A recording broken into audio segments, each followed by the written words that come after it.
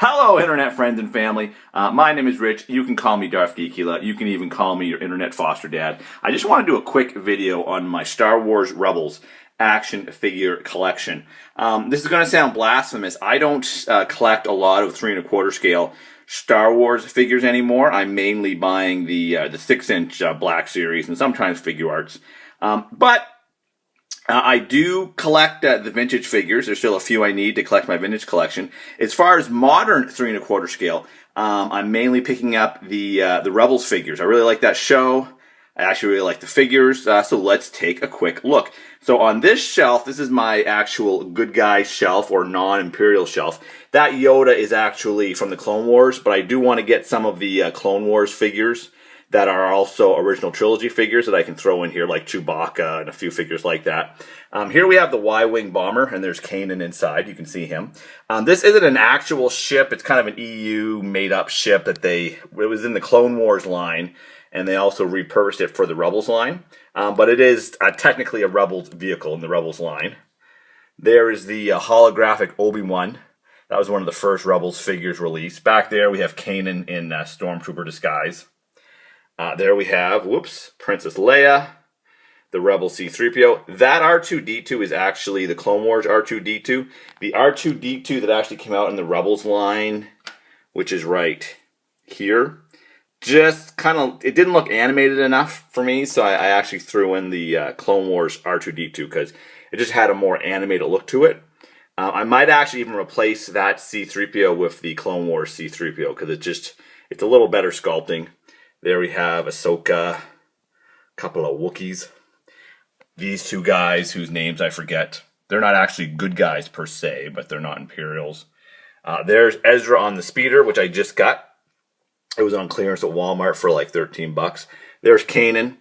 We'll probably need a new Kanan since he now has a beard and is blind. It looks quite a bit different.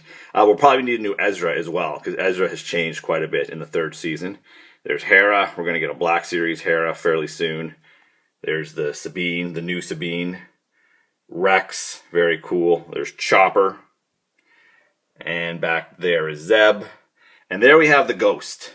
And I think I have an extra Hera inside there, if you can see. This is an actual ship from the show, obviously. This vehicle was actually destroyed on a fairly recent episode. Did I say the Ghost? This is the Phantom.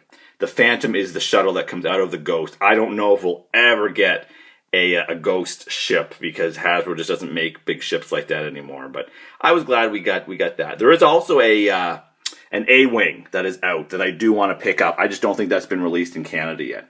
So there's the good guy shelf. Now we go down here to the Imperial Shelf. And I'm actually a pretty big fan of this. The great thing about this line is it's fairly affordable. I'm going to sit down here because I'm old. It's fairly affordable, so I was able to army build a lot of Rebels Stormtroopers. There's a Rebels Darth Vader, Agent Kallus, a couple of the Stormtrooper commanders. Back here we have our Inquisitors. There's the Grand Inquisitor, the 5th brother, and the 7th sister is going to go right there. There's the AT-DP. There's the AT-DP driver, who I actually would have in that ship, but he won't quite fit because of how the way the shelf is. Some more Stormtroopers.